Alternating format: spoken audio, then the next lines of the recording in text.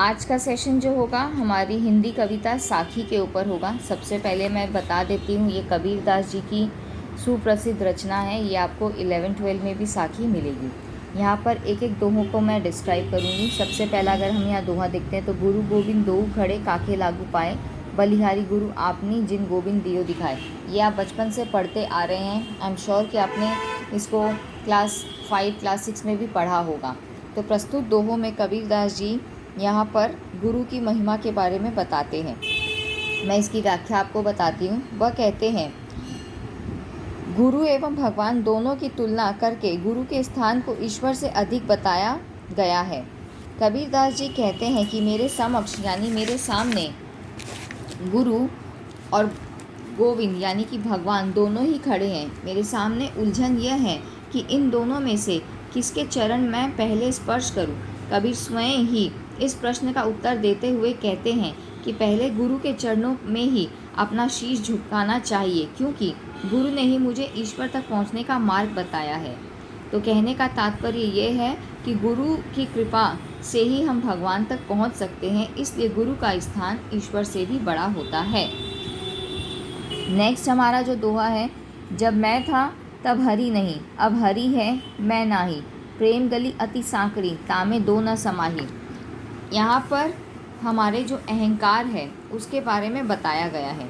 कबीरदास जी यहाँ कहना चाहते हैं कि जब मनुष्य में अहंकार की भावना होती है तब उसे ईश्वर की नियत, ईश्वर से मिलने का कोई रास्ता दिखाई नहीं देता।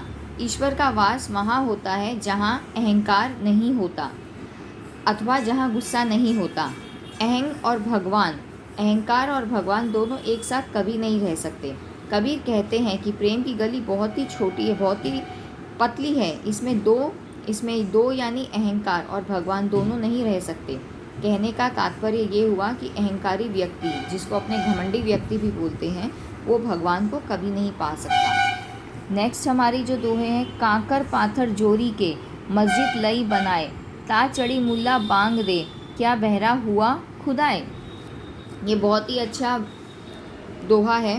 प्रस्तुत दोहे में कबीरदास जी कहना चाहते हैं कि यहाँ पर हमारे जो आडंबर हम करते हैं उनके बारे में उन्होंने कहा है।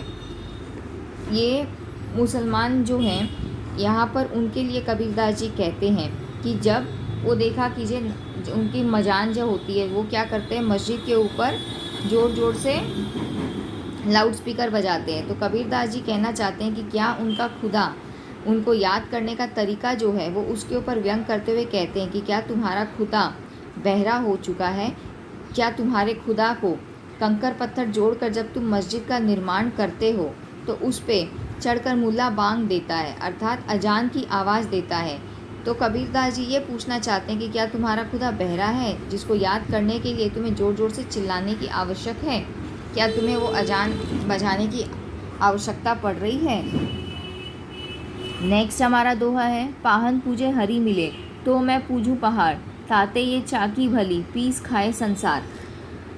यहाँ कबीरदास जी हिंदुओं को की मूर्ति पूजा के ऊपर सवाल करते हुए हमसे कहना चाहते हैं कि अगर पत्थर पूजने से भगवान मिल जाता है तो मैं छोटे छोटे पत्थर क्यों, बल्कि मैं तो पहाड़ पूज लूँ।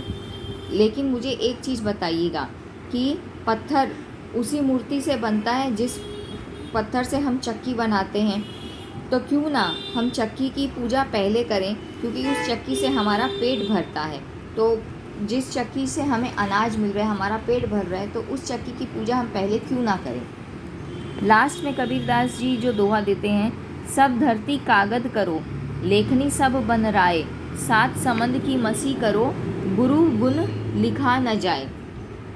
प्रस्तुत दोहों में कबीरदास जी हमें गुरु के गुण के बारे में बताना चाहते हैं। वह कहते हैं गुरु के गुण अनंत हैं और उनका वर्णन कभी नहीं किया जा सकता। यही भाव व्यक्त करते हुए कबीरदास जी गुरु के अनंत गुणों का बखान नहीं कर सकते। वह कहते हैं कि उन्हें संपूर्ण रूप से लिखकर भी प्रकट नहीं किया जा सकता। आगे वह कहते हैं कि इसके लिए यदि 7 समंदर की स्याही भी बना ली जाए, सारे जंगलों के पेड़ को काट के उनकी कलम भी बना ली जाए तथा सारी पृथ्वी को कागज़ के रूप में प्रयोग कर भी लिया जाए, तो भी गुरु के गुणों को हम वर्णन नहीं कर सकते, क्योंकि गुरु के गुण तो अनंत होते हैं, उनका वर्णन करना ही पर्याप्त नहीं है। तो उम्मीद करती हूँ कि आप लोगों को ये अच्छी लगी हो। अगर अच्छी लगी तो चैनल को लाइक और सब्सक्राइब ज़रूर करें।